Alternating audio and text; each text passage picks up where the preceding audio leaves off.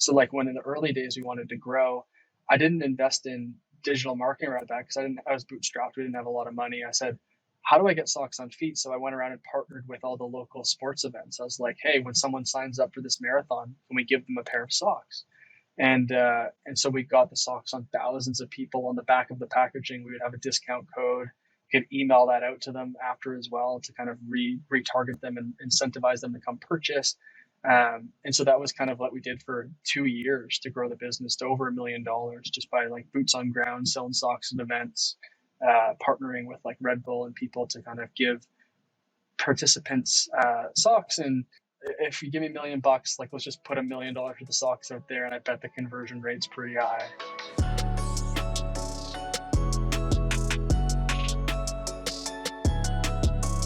Here we are, folks. This man has broken an addiction of mine. He is the sock savant, Rob Fraser. Rob, thank you for coming on the podcast. Hey, it's my pleasure to be here. Thanks for having me on. Yeah, absolutely. I am in Austin, Texas, as always. Where does this podcast find you today? We're in beautiful Victoria, BC, Canada. So we're on an island, not so little island. It's 800 kilometers. I don't know what that is in miles.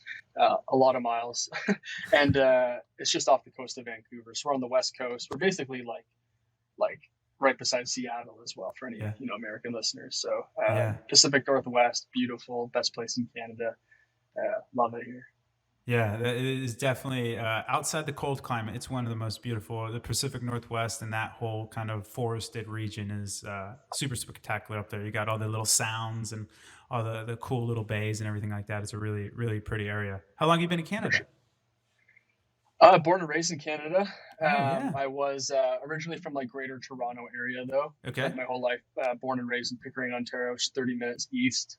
And so like I moved out here about 7 or 8 years ago, just for the lifestyle. And I used to race mountain bikes professionally, and where the mountains are out here, a lot of the races, and just asked, well, actually, I didn't really know there was anywhere in Canada that it didn't snow. I almost feel like the stereotype of Canada, like was actually living it, so we're not under snow all the time, but it amazed me that Victoria didn't snow at all. I was like blown away. And so when I moved out here, I was like, yep, this is where I want to be. And maybe 10 years from now, I'll want to move somewhere stays even warmer. Maybe you'll meet you down in Texas. Texas, baby. Yeah. Yeah, I guess that's a lot more amenable. Can you do downhill mountain biking with it? You can do the crazy snow tires, but it's pretty, the skiing and snowboarding and stuff would take over, right?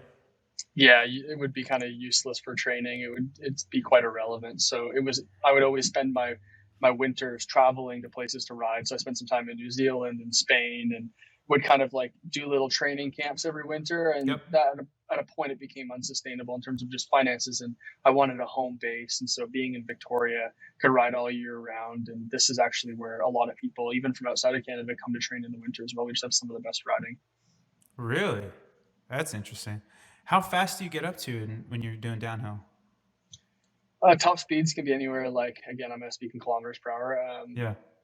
Like 60, 70 kilometers per hour, maybe a bit faster. But then you're averaging probably 30, 40K, but you're in the trees too. So it's fast when you're in the trees, and they don't move when you hit them. Yeah. And so, it's like for people that aren't familiar with the sport, it's like the downhill ski equivalent on a bike, time trial style, through the trees, turns, roughs, jumps, etc. And you're racing the clock, and average course is anywhere between 3 and 5 minutes, and you're just pinned. Wow. How'd you get into that? Just kind of I always gravitated towards like non-team sports and just fell in love with cycling. There was a TV show called Drop In that sort of stole my attention and just made me obsessed with cycling. And then just slowly but surely got better at it and got named to the national team, and just kind of snowballed. I found myself just kind of immersed, and it was doing well. And I just really enjoyed all the aspects of it. And it was like, in hindsight, quite an entrepreneurial sport. Like I had to, not being a team sport, I had to manage all my own kind of like self-promotion, negotiating sponsorship contracts, booking worldwide like logistics, managing my finances. I think I was always an entrepreneur, but I didn't know what entrepreneurship was. I didn't come from a family of entrepreneurs. So I came from like a traditional, like good old Canadian, like hockey family and like sports and go to university. And so that's all I knew, but I was very entrepreneurial in hindsight. So like I applied all those tendencies to like an individual sport. And I think, I was never like the fastest cyclist, but I was always like the most prepared or the most professional in some areas. And I think like it just taught me like 10 years of kind of business experience that was non-traditional, and it's kind of helped me as a transition into actual entrepreneurship. So yeah, I just really enjoyed, I think more than anything, I enjoyed like the preparation, the training, and kind of like building everything that was involved with being an athlete. And racing was also really fun and exciting, and I get to do all those same things in business, which is awesome. That is awesome. Is that pretty capital intensive? Like the bikes and the gear? Because you can get pretty gear heady, right? Yeah, especially in downhill mountain biking, like the bikes themselves, if you don't have a sponsorship, are like above like 10 grand a piece more. And then you're traveling, Holy smokes. yeah, you're generally taking flights everywhere, staying like a lot of the races are in Europe, so it's very expensive. Um, so yeah, it's not deep. Like a season would, like without sponsors, would cost you probably 40, 50, 60K to do a season. Whoa. How do you move your bike? You box it up and put it on the plane. Yeah. Whoa. So That's I've had insane. so many times where they've lost the bike, and like I was at World Champs once in Switzerland, and they lost my bike. I had to like literally rent one for a few days, and yeah, No.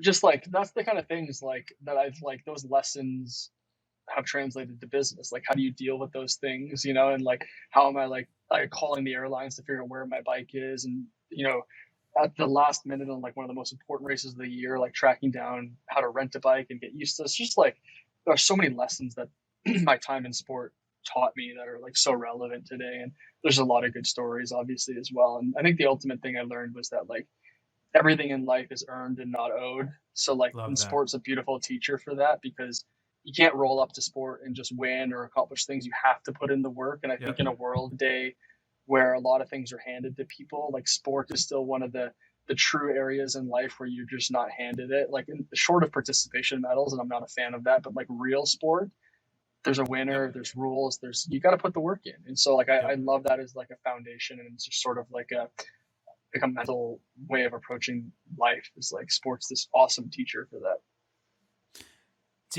How'd you do when you had the sketchy rental? It was tough to get used to a new bike, and it was arguably like one of the more technical tracks like Oh ever. no. This track was so steep and gnarly that people were airlifted to the hospital from the track walk day, the day you would walk down it just to scope it out.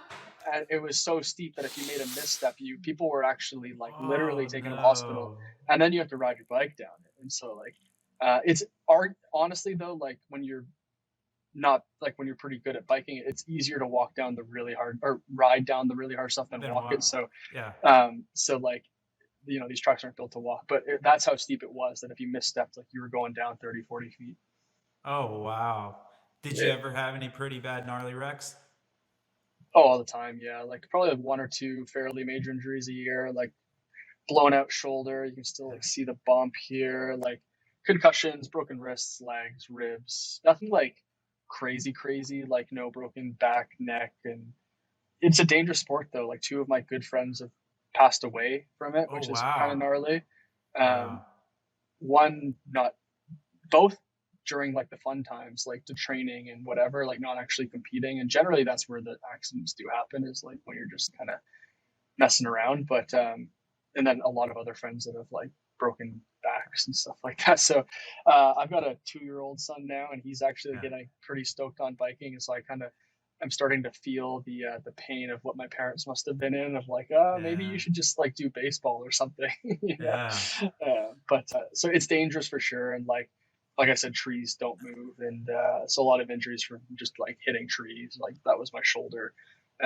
So, but again, like learned lessons from that, like learned a lot about the human body, and learned a lot about just dealing with pain and hardship and setbacks. Cause like, again, those were just unavoidable consequences of sport. And just like business, there's unavoidable things that happen, and your ability to persevere and overcome them is ultimately like what leads to success. So, again, like everything I learned in sport, I've just like translated to what I do now, and I'm just thankful for kind of all those lessons and challenges that I did have. That's beautiful, man. Actually for a time, so I used to run competitively, which is not dangerous at all. And then I kind of lost the when you compete, there's a certain kind of like itch that gets scratched. And so I was looking kind of for my adrenaline junkie, and I dipped my toes into downhill mountain biking. And we were on like amateur course. You know, there's some berms and some fun stuff. And Yeah. I basically was taking my dad's Huffy out. My buddy had like this just G'd up bike. And I remember just hitting a route like proper S my tire. I end up shouldering. I was like, nope, this is like, I have the wrong personality for this. Cause I would be, and to your point too, like I knew killers that were getting hurt where it's like, I'm nowhere near their level and they're getting Yeah. got. I have no chance. And so, Yeah. I can definitely relate to the adrenaline seeking, but it was not, I was smart enough to not take the bait, but it looks really cool. It is, there's definitely in a different life for sure, but that's incredible. So how did you transition then into entrepreneurship from sport? Like when did, because you were pretty successful, right? What, 5 times on the national team or something like that? Like you were pretty elite.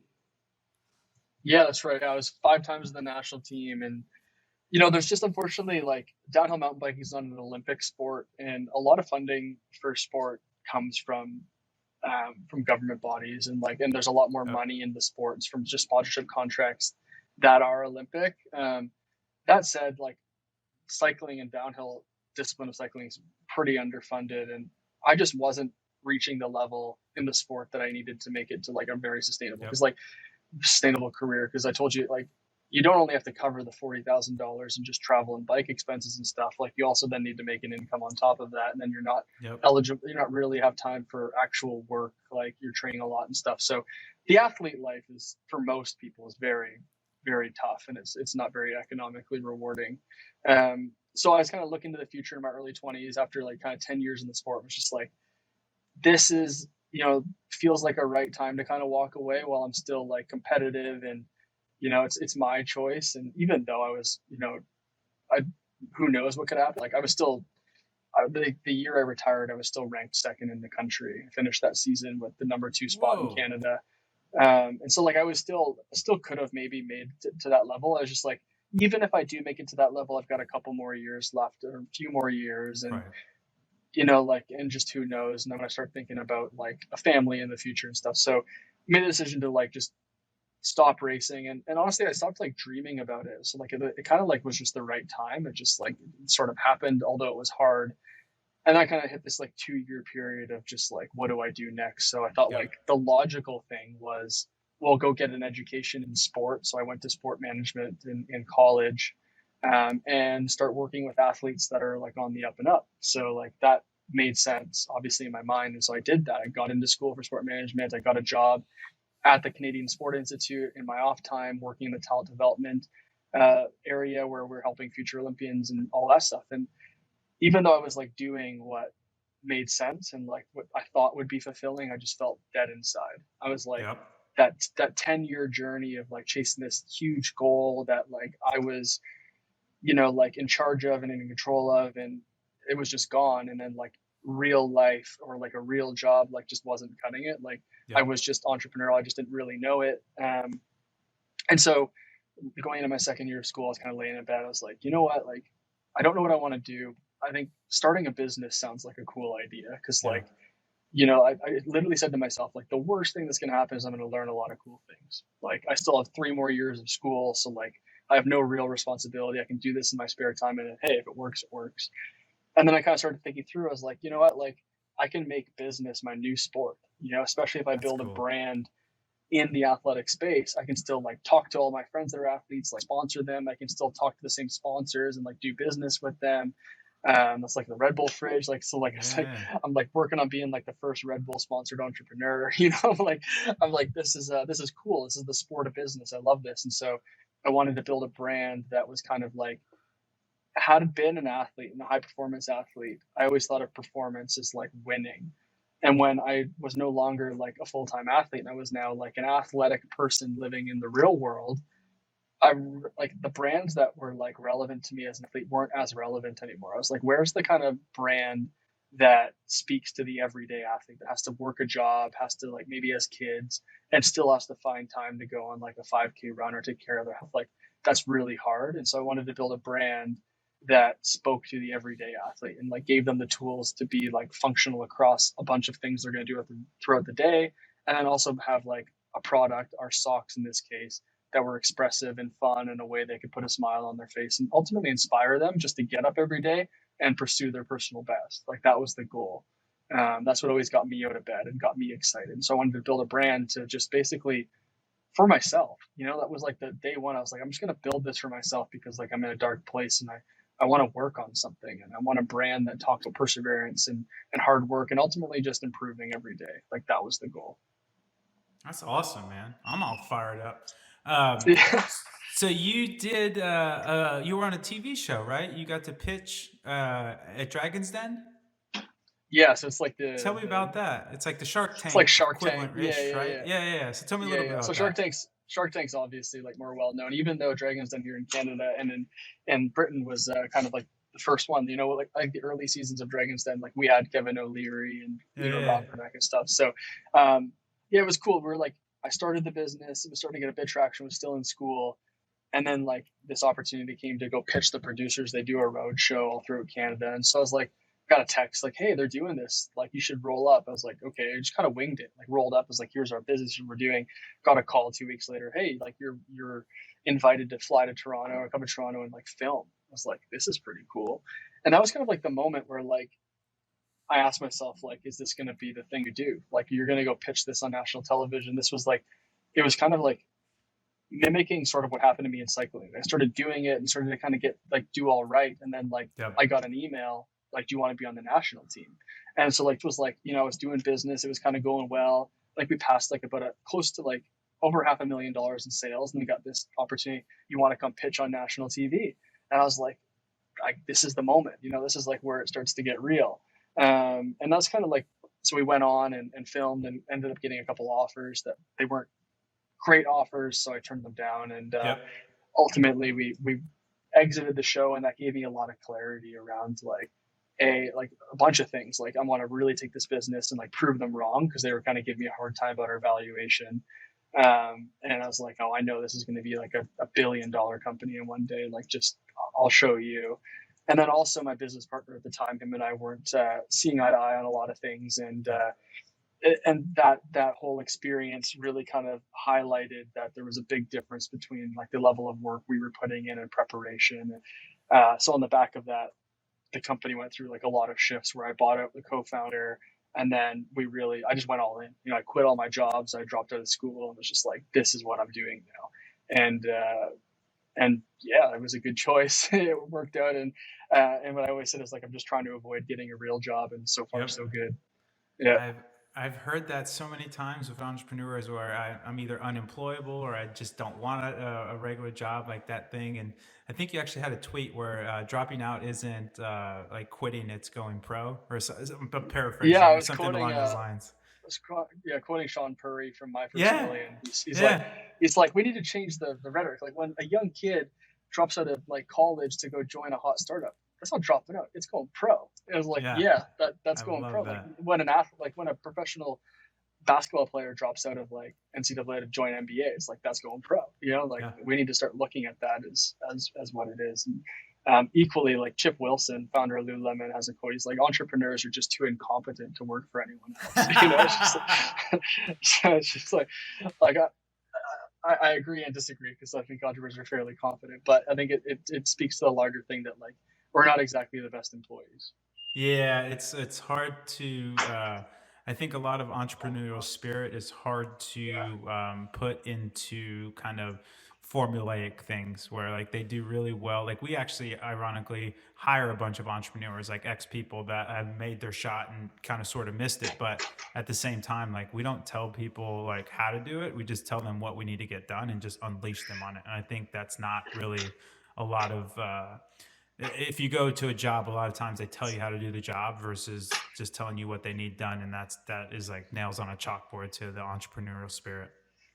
I think it's also like counterintuitive to what you actually want out of an employee. It's like the purpose of hiring great people is to let them be great. And if you're I going to tell them love what to that. do, you're going to like bring them down to your, like, you know what I mean? Like I only hire people that are better than me. So what the hell am I going to tell you? 100%. Right. 100% with you. When Yeah. I used to run an agency before I came to Triple Whale, and when I had people basically telling me what to do, I was like, okay, that's fine. It's your money. I'll spend it how you want.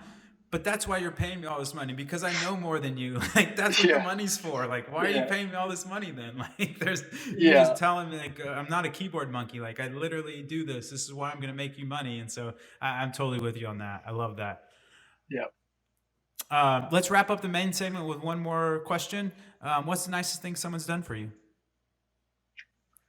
Oh, I don't know if I've ever been asked that before. Um, oh man, I mean, like if you think about any entrepreneur's journey over 5 years, there's been people that have just like helped me out so much. I would say like the thing that comes to mind the most, and like there's been so many things. So like I'm sure someone's gonna be like, "Hey, I did this nice thing for you. Why did you say it?" So uh, I would say like the biggest moment early on was when I had to buy out my co-founder. Yep. And I needed to come up with $150,000, and I was just like in personal debt at the time. So I'd say, like one of the nicest things happened is my father-in-law, and he wasn't my father-in-law at the time, lent me the money to do it. So It's a I would decent say that nut that too. was, yeah, it was a good amount of money, and like 150K. yeah, he does well, but that wasn't an amount anyone could afford to lose per Yep. se. You know, like most people would hurt at the idea of losing 150K. Um, so I'd say it was nice for multiple reasons. A, the terms are favorable, and B, he believed in me. So like, Yep. I often think like the thing that means the most to me from anyone I interact with is when they just like believe in what I'm doing. You know, Love like I that. don't need anything from them, like other than their support, and like that's what means the most. So I'd say like everyone along the way through this 5 year journey, that regardless of the ups and downs, that has like been there when things are tough and just like ultimately said like, you've got this, I believe in you. Like those are the nice moments. Like I don't ask for much or want anything other than like people to bet on me, and when I bet on myself, and then that's like I always look back to the people that like in the tough times were there, and that's Yep. what I remember the most versus like someone giving me an intro or giving me a gift or whatever. Like those things are great. Like I love gifts, it's one of my love languages, but like it's just like when people are there in the tough times, I think are like it speaks volumes. I love that, man. I love that. Fantastic. You made it to the value add segment. Wow, what a fascinating guy you are. Incredible. Do you actually, one last question. Do you still mountain bike, or are you off the bike? Uh, Not as much as I'd like, but I just got so like I sold all my bikes to like fund the company, Yep. and I don't know if How we're many did talking you about it own? here. Peak. At the How many time, bikes?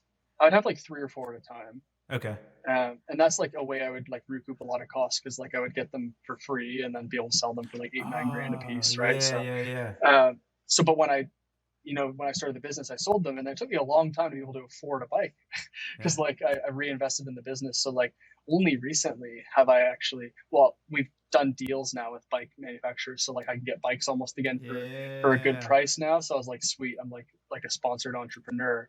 But I just couldn't afford a mountain bike for a long time. So I do a lot more road riding, I was just gonna ask. and Yeah. yeah, I do a lot of road riding. It's more accessible and with a young child and stuff.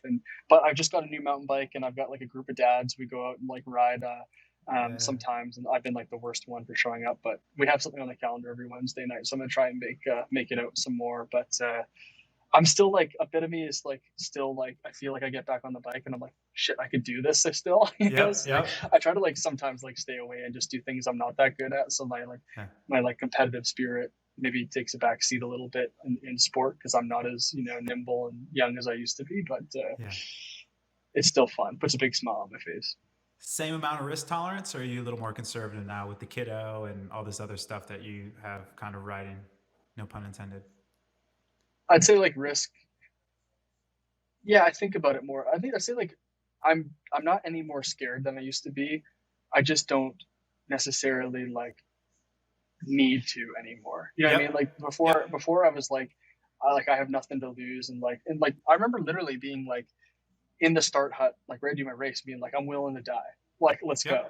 And Yep. now I'm like now I just go like do anything, even a really hard workout or like a really hard run, and I'm asking myself like I don't need to be doing this right now. Like I enjoy running and like get to a flow state or whatever. It's like this ain't my job anymore. You know what I mean? It's Yep. just like I could do it if I want. Like I'm not actually scared. I get on the bike and I almost like I have to I have to talk myself out of things, not into Yep. things. So I'm inherently pretty risk on, but I've got to the point where it's like I don't need this. I Yeah. don't Yeah. need this Yeah. stress. So Yeah. I would say probably a little bit, but I'm still like a bit of a You'll still like ride the a lightning, risk huh? on, still risk on. Yeah. I Yeah. love it. Okay, let's jump into the value add segment. This is why people bought the ticket. Why did you start Endure? And actually, we got some breaking news. You're rebranding, correct? That's right. Yeah. So as of the time this episode airs, we'll be under a Yep. new brand name. So I can say the name now. We're rebranding from Endure, and our new name is going to be OutWay. Beautiful. So it's OUTWAY, all one word. Yeah, we can pick apart like why and how we got there and what it means. But yeah, we're super stoked on it. It's like it's been a process, something we've been working on for 6 months, and it was as the result of kind of external circumstances. We didn't necessarily want to change our name, Yep. but given some things that we can't really talk about, we Okay. had options, and we decided that the best option was to use this as an opportunity to evolve. And I'll pitch you on kind of how I talk about it. So like in our past 5 years, we look at this entire thing as kind of our butterfly moment. So over the past 5 years, while we were building the business, we were gaining experiences, we were learning, we were growing, we were evolving. And then this catalyst moment happened where we've evolved and we've turned into this butterfly. And although we look a little bit different, we may have a new name, our essence remains, but now we have wings and we can reach all new heights. So that's Look at that's that. the kind of thing we're working on. And we're pretty stoked. And the more important part of that message is that like although we look and might sound a bit different post rebrand, even though we're maintaining the same logo and we're going to look the same really, and like same Yep. team, ownership, product, manufacturing, everything, just new name, our essence remains regardless. Like who we are, what our product is about, what our mission is, all stays the same post rebrand. We've just evolved our name and other aspects of the business that are truly more in line with what our customers have told us they want out of us. So we're super excited about the whole process. And May 1st is the launch. We recorded this a couple of days out. This will air a little after, and oh man, it feels so good to be able to like talk about it and just kind of like get it out there, because it's been living a double life for like 6 months, working on the rebrand and then also kind of Oh, keeping the business going. So we're excited to get back to doing what we do best, which is like innovating and pushing the ball forward. did you have any tough decisions where there was going to be any kind of losses in terms of like old branding, or most of your stuff is pretty moniker based though, right? So you're keeping the same Exactly. moniker. Okay, cool. So there Yeah. wasn't a So we ton still have, of stuff. yeah. So like that's the beautiful thing. Like, so the whole process was like, first we were going to try and find a new name that allowed us to use our old logo. Then we realized that was actually putting us into a box, because like we're trying to find names with a U with a line over it, like Endure had, and we just had to kind of like mourn even the loss of like just the name and the logo. We're like, hey, we're gonna just do everything new, and so that allowed us to finally come up with the name OutWay. And then we revisited like, hey, does the U have a story here? And you know, I'll preface this with saying every part of this rebrand process was like an extreme uphill battle. Like not one part of it, whether it was like legal diligence around trademarkability, whether it was just like the design process or finding it was all excruciating. Like it was, which made obviously like overcoming every part of the rebrand process like extremely rewarding. It was very hard. So when we found the name, we got through all the diligence, and we're like, we just need to dial in a logo. When we revisited our U, we actually realized, and this will be easier to explain on video, that like our logo spells out. So like the actual circle is O, there's a U, and the negative space in the T and the U is a T. So I was like, Yeah. oh my gosh. I was like, wow, this logo arguably works better with our new name than our old name. I was like, this is 100%. insane. So like I prefaced it by saying everything was like an extreme uphill battle and painful, because at this moment it was like it was all meant to be. It was like we get to keep our logo, which is on all of our products, as you mentioned, so we don't lose any product relevancy. There's still going to be an anchor that we can have something recognizable of our past brand and our new branding.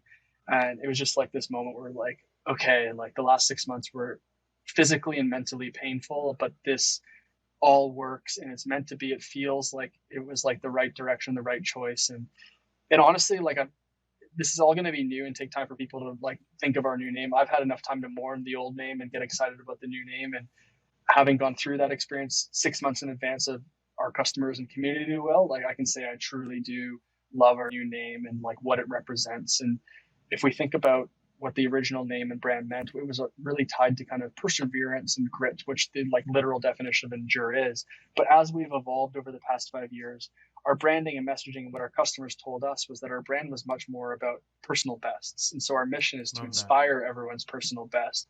And so when we were thinking of a new name, we wanted something that could be representative of that mission.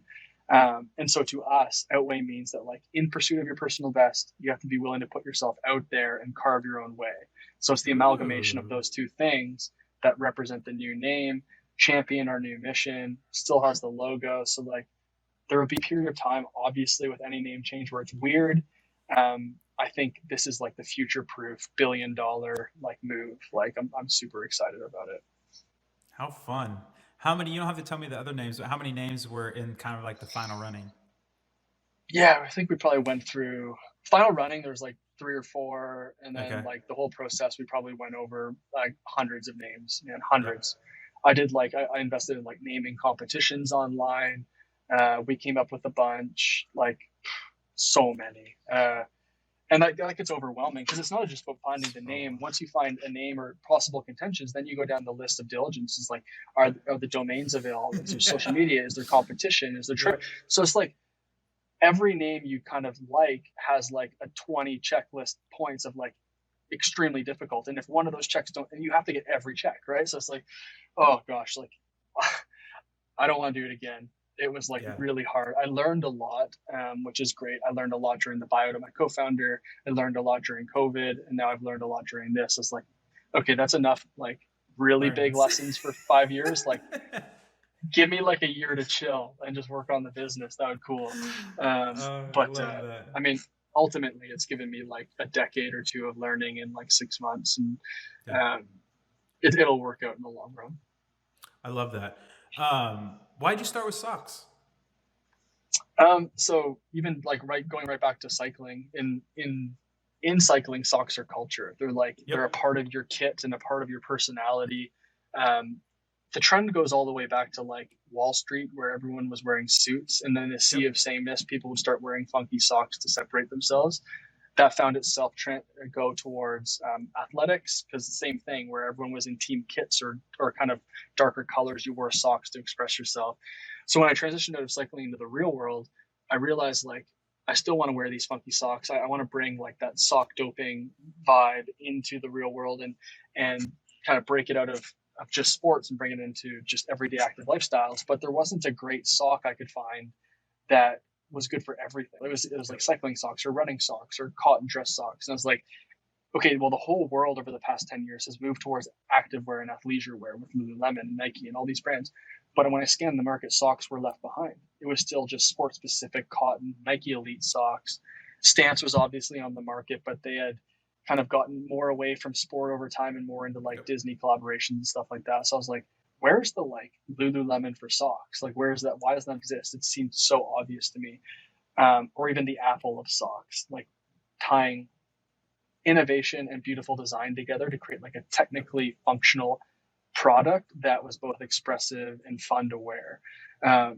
And so that was the idea. It was like, I need a fun pair of socks that are breathable, technical, supportive, don't fall down, that I can wear to work, school, and the gym all in one day. And I Yep. wasn't satisfied with what was on the market.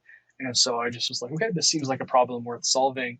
And to this day, we're still focused on it. Like, the sock industry is multi-billions, Yep. growing high single digits annually. So it's like, and the other kind of realization was, a lot of other companies don't have the incentive to like really go deep on their sock line because their margins 100%. are a lot better on apparel. So I was like, this is like unless other companies, there are other just sock brands, but I was like, this is like a pretty open lane. Like, there's a lot of white space here, especially in Canada. There wasn't a single Canadian brand, and we've secured a number one spot here in Canada by a long shot, and soon to be North American. So we're just stoked on becoming and like working towards, the world's number one performance sock brand. Like, that's what we're excited about. And I think it's a beautiful product category. And, for the D2C listeners, it's a product you can't try in store anyways. There's health Yep. concerns around it. Yep.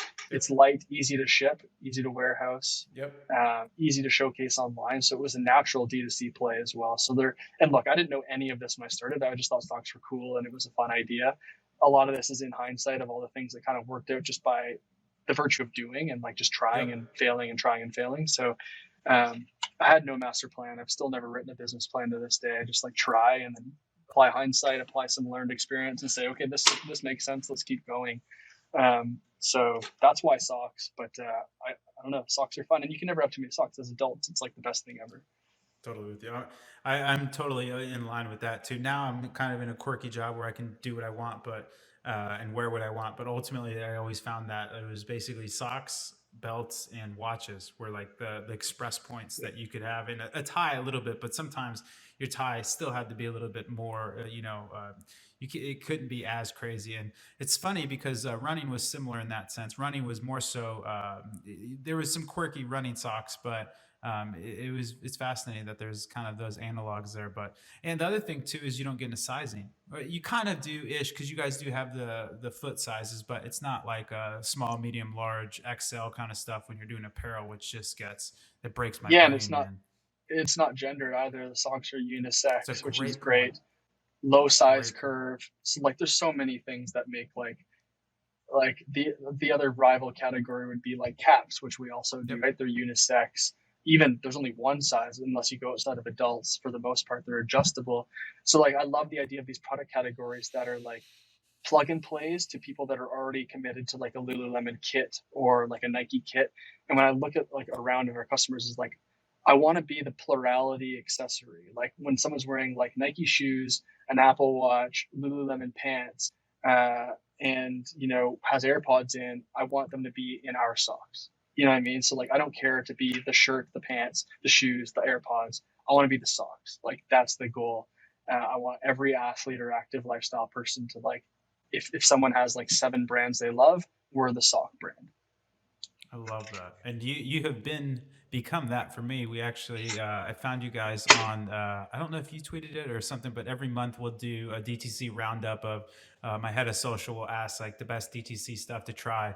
And somebody mentioned you guys, and I've been I was a stance guy for a really long time, and you guys just blow them out of the water. It is really really cool. How do you find your design stuff? How do you guys come up with some really quirky, fun designs? How do you do that?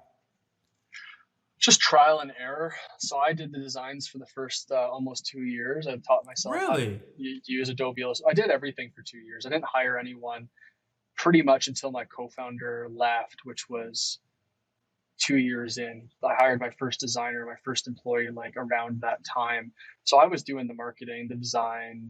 Like we were even so kind of cash strapped that I was literally making the socks at one point, like impressing them myself, answering customer service emails, and so yeah, I learned how to do it, and I learned some things that would work and wouldn't work, and then I hired a designer, and then she showed me like how to actually do a good job, and we've just like, in the early days, we were, buying royalty free assets that we could Got it. implement into our Yep. designs like you have to. But now we have a bunch of designers on staff. Everything's hand drawn original. It's all based on kind of a bunch of core categories we know do well. So like nature, outdoors, florals, fun, food, abstract, etc. We know like this is all kind of like the moat. Like there's not a lot of moats in D2C, right? Like Yep. brand is kind of a moat. In our industry, like we know kind of how to design a sock and sell a sock. Like there's a Yep. lot of nuance there around like how much negative space do you need? How do the colors need to contrast? Which colors work well together? How does that apply to a sock? How do you bring that to life through manufacturing without distortion? There's all of these things that like take years to figure out. Yep. And I would say we're by far the best in the industry at figuring that out. We've done some things that don't compromise on the technical quality of the sock while still applying beautiful design, and that has been easy, and we're still continuing to elevate that, and it's just super exciting. I just love finding ways to continually like improve the product.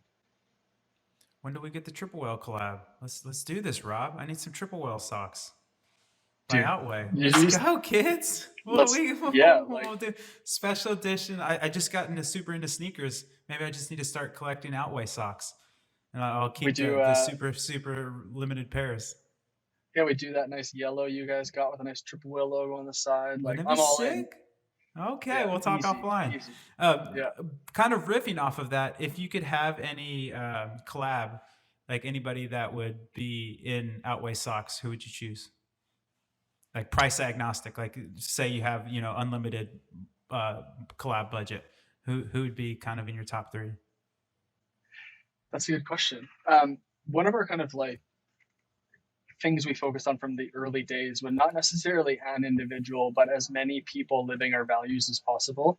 So I'd Love say that. if you gave me $1 million and said you can go sponsor someone with this, I'd say like, well, I'll give away $1 million worth of socks then to people that I feel are hustling, because like I think the number one thing we can do to grow our brand is not necessarily try and like play into the hype cycle or like sponsor the best athlete. I think we just need to empower as many people pursuing their personal best and put the products on their feet because we have the best product. Like that's the best marketing we can Love do that. is literally get the socks on feet. So I wouldn't sponsor anyone. I would take all the budget and just give away the socks because I know that if someone's going to put them on, they're going to come back and want more because I just see it over and over again. And look, not everyone loves them. Like that would be impossible. It's something to work towards, but you've said it, you bought a pair and you love them more in stance. And so Oh, I bought more than that's one been the pair. goal since day one. Right. That's been the goal since day one is like, how do we get socks on people's feet? It's our business card. It's like, it's our number one marketing. So like when in the early days we wanted to grow, I didn't invest in digital marketing around that because I was bootstrapped. We didn't have a lot of Yep. money. I said, how do I get socks on feet? So I went around and partnered with all the local sports events. I was like, hey, when someone signs up for this marathon, can we give them a pair of socks? That's And brilliant. so we got the socks on thousands of people. On the back of the packaging, we would have a discount code. Could email that out to them after as well to kind of retarget them and incentivize them to come purchase. And so that was kind of what we did for 2 years to grow the business to over $1 million just by like boots on ground, selling socks at events, partnering with like Red Bull and people to kind of give participants socks. And yeah, to this day, I think like I was thinking even like playing around with the idea of like a reciprocity campaign or like mail us your a competitor's sock and we'll mail you ours for free. Like just like That's brilliant. how do we get more socks on people's feet? It's like if you give me $1 million, like let's just put $1 million for the socks out there, and I bet the conversion rate's pretty high. I love that idea. That's fantastic. Mail me your socks. That's really interesting. Yeah. What's been the best parts and what has been the worst parts about, or not worst, but the hardest parts of running OutWay? Um, I mean, like I kind of tweeted this today actually is like entrepreneurship is like equal parts amazing and painful. Like Oh, totally. it's it's like there's so many ups, but then there's also so many downs. So it's like I'd say like the most difficult part is like remaining present. So I think like as an entrepreneur, you're like always living in the future. You're planning years out. You're like right now we're focusing on inventory for Black Friday, right? Like it's not even May, but I'm living in November. And then in terms of like, and that's just like this year's strategy, but then I'm also living 5 years from now of where the brand could be. So it's like it's really hard to like actually like pull back and anchor myself into today, which means that like life passes by pretty quick and that like you don't actually really stop to smell the roses. So I'm like working on that. And I'd say that's probably not exclusive to this business, but like that's the hard part of being an entrepreneur is that like Yep. you're almost always either like, and the things that anchor you in the present are often the things that are really shitty to deal with, like a co-founder buyout or a legal issue or something. And like other than that, like when things are going well, you're generally living in the future. So there's never like a ton of enjoying right now. And again, I'm gonna like quote Chip Wilson again because I'm just like, and I love Lululemon. I nerd out on his content, and I just listened to a podcast again with him on it just for the second time, and he said his dad said like the key to life is like living in the moment, right, and like mastering how to be in the moments. And I just thought about that. I was like, I think I agree. And like as an entrepreneur, that's the hard part to do. So, anyways, that's like the tough thing. The good thing is just like every day, like I think like the overarching good thing is that like I have that fire in my belly like I had when I Yep. was racing. I went through a 2 year period of like not having that. And so I knew what it felt like to not be living my true like authentic life, like the things I like Yep. to do. And Yep. for the past 5 years, as difficult as it's been and all the hardships and like the tough things that have come along with it, it's like I wouldn't trade it for the world. It's Yep. like it's just like so yeah, like to loop back the tweet was like the second part to that tweet, was like equal parts amazing and painful or awesome and painful was like, you're in control, you're doing your own thing, but the buck stops with you. Right. So like no pain, no gain. So it's ultimately I think like the highlights is that I get to do what I want to do every day. And that's not to say like I think a lot of misconception around entrepreneurship is that like, you're the boss, like, you call the shots, like you don't have to work for anyone, but like you work for all your employees, man. Like, 100%. like I have investors, I work for them. Like, sure, I'm ultimately in control, and like I can go jet off. I can do pretty much like whatever I want, but at the same time I can't. Right. Yep. So like, cause I have a responsibility, I have people that rely on me. If there's a question and no one has the answer, like I'm expected to have the answer, even though I'm just as flawed and kind of, like normal as everyone else. Right. It's like, as the entrepreneur, as the leader, it's like, you're kind of looked to as someone that has all the answers. And so there's like a lot of pressure that comes along with that.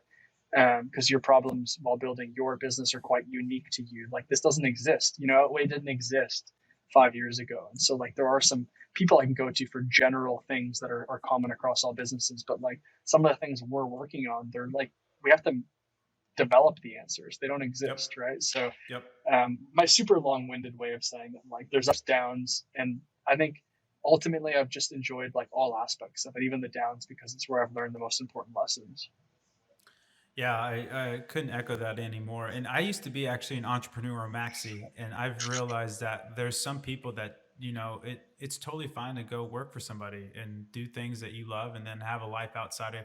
Because one of the things too about entrepreneurship is it's very hard to turn off. Like, you're, to your point, like you're constantly thinking, what's the next thing, blah blah blah, and like that takes a toll on you. And there's they're the highest highs and lowest lows. And so like figuring out how you can be more even keeled and living in the middle is, and to Chip's point, living in the present. But man, it is really really challenging. There's just a lot of things that come with it. And so I do think there is this, I've really came back from that maximalist view of like everybody should start a business, everybody should do that, where it's just like some people like have a different disposition and different risk tolerances, and that, it might not be for everybody. And so I do think it's a very noble pursuit. I still am very ingrained in that, but I've had a lot of kind of the enlightenments that you're talking about, where it's like maybe it's not for everybody. Maybe because there's just a lot that comes with it that is just not fun. And to your point, like everybody thinks you have all this freedom, where it's like everybody has a boss, man. Whether it's your literal boss, it's your board, it's your investors, it's your customers that you're loyal to. So it's like, no, I'm not going to go take this vacation because I need to make sure that this thing gets out on time, or this needs to get designed well. And so as it starts to unwind, it helps out, and you get teams under you, and you can start to. But even then, like when you're kind of compiled like you are, it just never stops. And so I think that's one of the big hacks of life, is like figuring out how you can live more in the present, but at the same time, like that's how you're made. You know what I mean? Like living on the edge is like that, going back to that fire in the belly comment you made, like that's what makes you feel authentic and alive. And like, and so figuring out how you can channel that and, make sure you show up in your relationships that you want to show up in is definitely the path. But yeah, it is Yeah, interesting.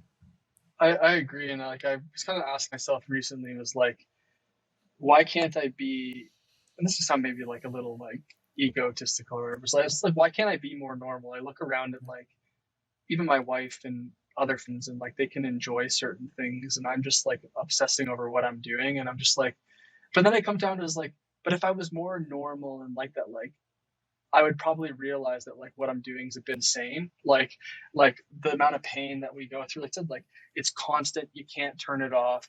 It's like an anxiety disorder. Like my buddy Yes. Andrew, I forget, I'm gonna misquote him, but it's like entrepreneurs are just like manifesting their anxiety disorders for productivity.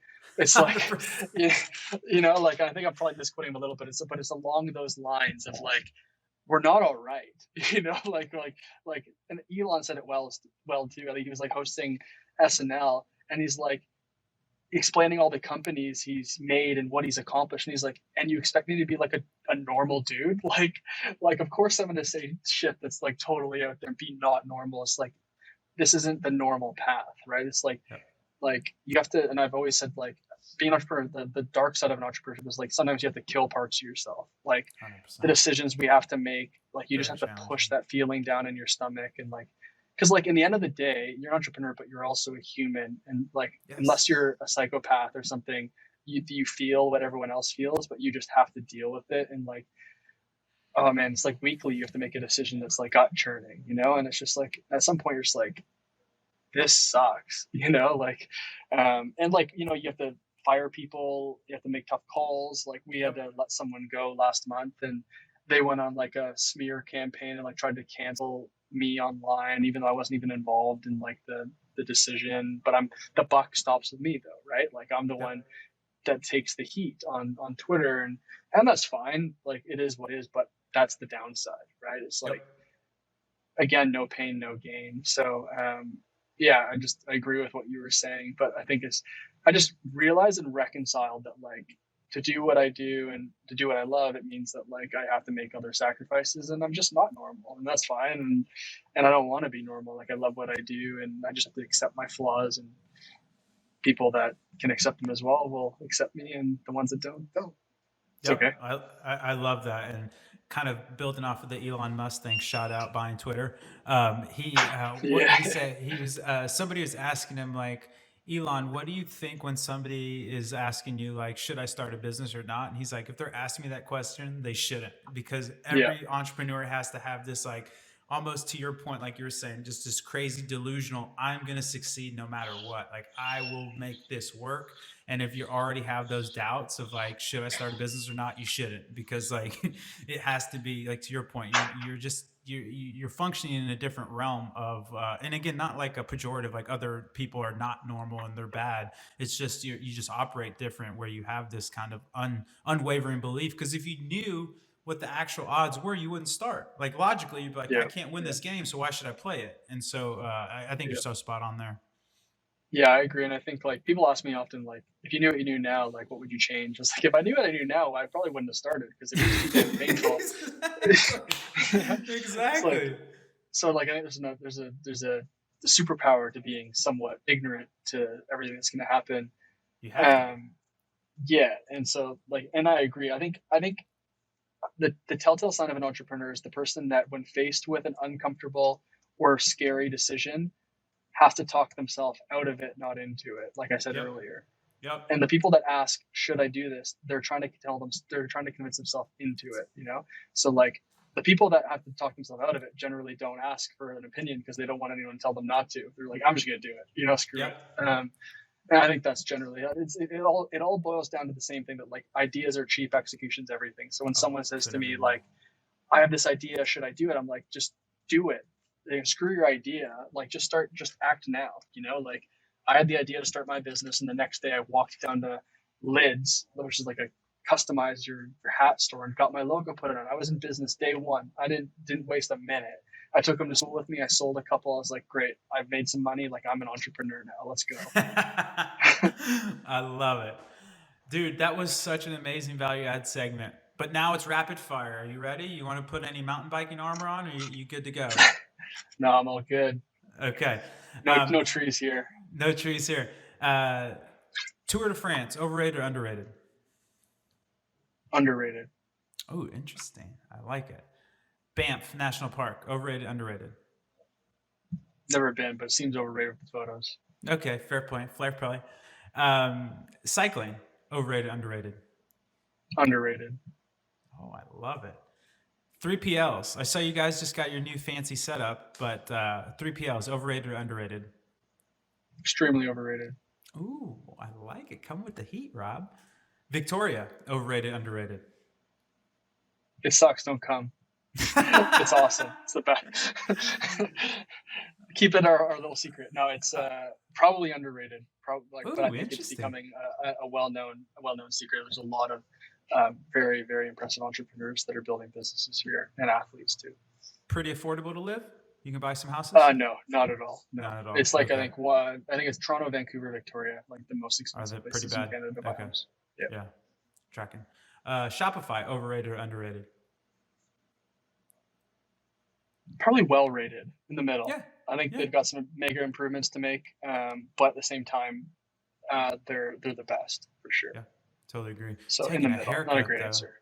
Man, no, that's fair. Yeah, it can be fairly rated. Yeah, they're taking a super haircut though. I mean, a lot of people have, to be fair, but geez, it's been brutal. Yeah, the whole market's re-rating. Yeah, it's not great. NFTs, overrated or underrated? Overrated. Yeah, same. Yeah, same for sure. TikTok, overrated, underrated?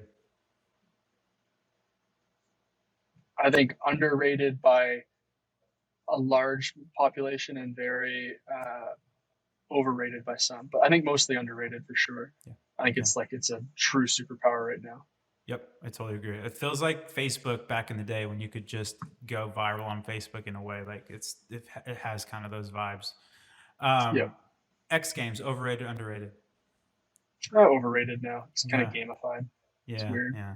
With you. Favorite meal and why? Like meal of the day or type of food. You can either go your favorite or most frequent. You can choose.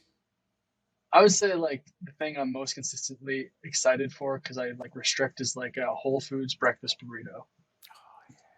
Strong, It's fire. Yeah, but it's like strong. 1,000 calories. So I try Yeah. to, not become 1,000 pounds. So I had one today though. So look out, world. Breakfast of Champions. Yeah. Favorite downhill course?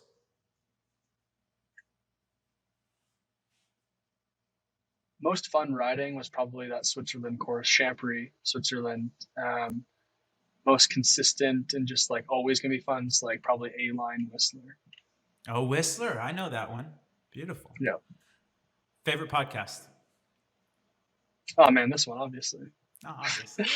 But other than this one, I really enjoy My First Million right now. It's just got like they they're just like crushing it. shoot the shit. It's just really fun. Like they speak our language, and so Yep. it's fun. Yeah, they're doing great. Sean's actually an investor. There you go. Yeah, Sean's great. I like that guy a lot. Yeah, really good dude. Favorite place to travel to and why?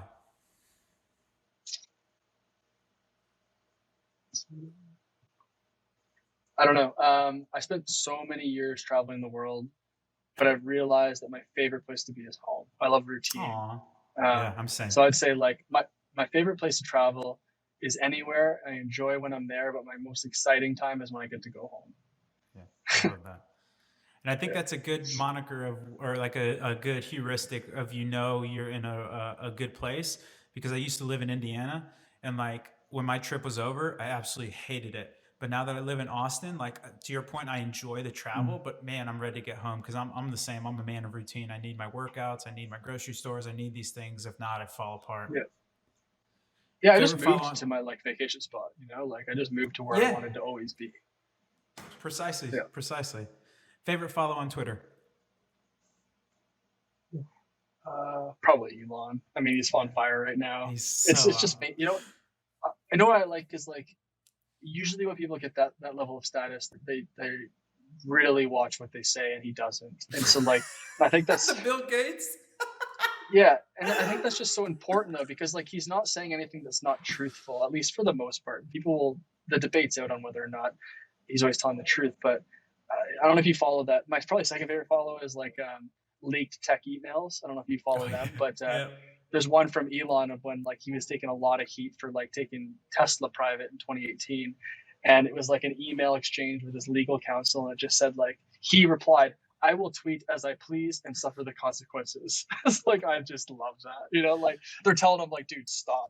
Like you're gonna go to jail." He's like, "No, I'm gonna keep tweeting because." People are trying to like muzzle me and they're wrong and it's bullshit. And so I appreciate that because I think like there's a superpower to like having it all and risking losing it. And Yes. because like in the name of principle, and I really like that. So yeah, he's a great follow. He's obvious. It's like a very like lame answer, but at the same time, it's true. It's a great follow. Funny. Yeah, he's a great follow. All right, one more question. You'll be done with the rapid fire. If you could have dinner with 3 people, dead or alive, fictional or non-fictional, who would you invite? So you're at a dinner table, 4 people, you're at the head. You can get to invite 3 people. Who are you inviting?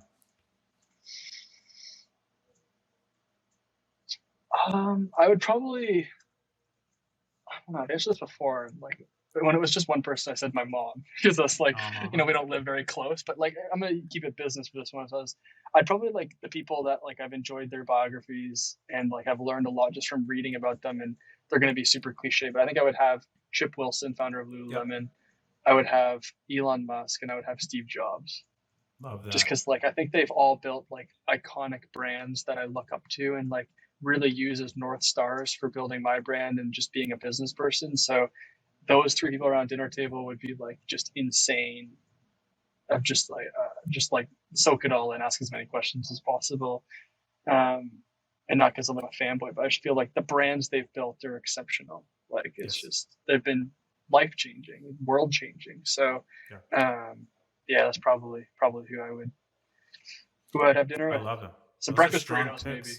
Some breakfast and burritos, perhaps. Those are strong picks. I think Jobs was vegan though, or he didn't eat meat, so you have to do that. But so, what's the bio on Chip? I need to go more hard in the paint. I'm a huge Lulu fan. He has a good bio out there. Yeah. You even have on the bookshelf. Look at this flex for people that are listening.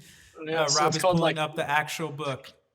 Yeah, it's the original was called Little Black Stretchy Pants, but he's renamed it to like the story of Lululemon, and it just walks through him before founding it all the way through, clarifies a lot of the stuff that he gets heat for in the media right now. He was like one of the first people to be like mobbed by cancel culture on social media in 2013, and I think a lot of that overshadows like how big of an impact he did have on like the apparel industry, as well as like empowering female entrepreneurs and females in general. So it's just an exceptional read, because like he went through some stuff too that I felt I was similarly going through, and so that's a really, really good read. And I don't read books. I buy them because I love looking at them, but I like listen to books, and he reads it. And so you get some of that emotional feel. You can hear him kind of like actually talking about some of the things. So anyways, it's not super long to see, but it's super check that out. Yeah, I'm super into the business memoirs. Shoe Dog is a really good one if you're into Nike. So good. The Isaacson read on Jobs is crazy. There's some really good stuff. Right there. Oh, you got that one too? Oh, man, look at 2 peas in the pot over here. Rob, you made it through rapid fire. I should have known the Canadian toughness. Of course you're going to make it through. Of course. Dude, tell people how they can get more involved in OutWay. Where can they go? How can they follow you? This time is yours, my friend. Yeah, I'd say like people enjoyed this chat. I'm pretty open and transparent, and posting often on Twitter and LinkedIn, just at Rob Fraser with 2 B's, ROBBFRASER. If you want to see all the hype about what we're talking about product-wise, it's just outway.com, which I'm stoked about. It wasn't cheap to get that domain, but we got it. So outway.com, super clean. And then on socials will be at Outway Socks, all one word. But that's the best place. Me on LinkedIn, Twitter, the brand on our website and social media. That's where we're most active. Instagram, TikTok, Facebook. And hey, man, this was super fun. I enjoyed the chat a lot. And thanks for having me on. Yeah, absolutely. Thank you so much, man. It was I didn't know half of that stuff about you. It was incredible. You crushed it, and you made it through the rapid fire like a G. Really impressive. And if you do want to ride some lightning, they actually have mystery packs, which is something I've never seen before, which is really cool. But go get you some OutWay socks. They are incredible. And then I guess snag a hat. Are the hats going to be ready too? Are those still limited? They're going to be ready. Oh, you can get a hat too. I got to get me a 5-panel. For people that are listening, Rob is sporting a slick 5-panel OutWay hat that is a necessity for this summer.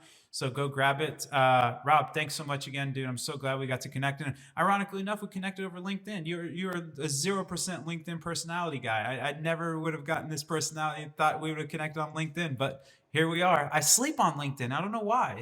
I know so many people that do so much work on there, and I don't know why. It's actually a decent channel. I need to maybe I spend too much time on Twitter, because Twitter shits on LinkedIn all the time. But I know people that do real work on there. It's got good reach. It's like Twitter's got like TikTok level reach. Yep. And Twitter's. So I say LinkedIn. Yeah, LinkedIn's got TikTok. But Twitter's tough. Twitter's like, I love Twitter more, and maybe if you can crack that code, it's like a proper gangster move. But LinkedIn's cool, man. Like it's opened a lot of doors. So yeah, it was great. Thanks for having me on. It's good to connect, and definitely want to stay in touch. Yeah, absolutely. And we're going to get you guys some Triple Whale socks by OutWay. Don't worry. I will talk to Rob and twist his arm to get those out. If you want to get more involved with Triple Whale, we are trytriplewhale.com. And then on the Bird app, we're very active. We are at Triple Whale. And then I would be remiss not to mention we have a fantastic newsletter that goes out every Tuesday, Thursday called Whale Mail. You can subscribe right on our Twitter profile.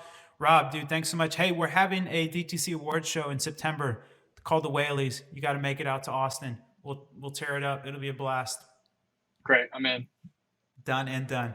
Hey, thanks again for the time. Again, folks, go get you some amazing socks and a hat at OutWay. And Rob, thanks again for the time, brother.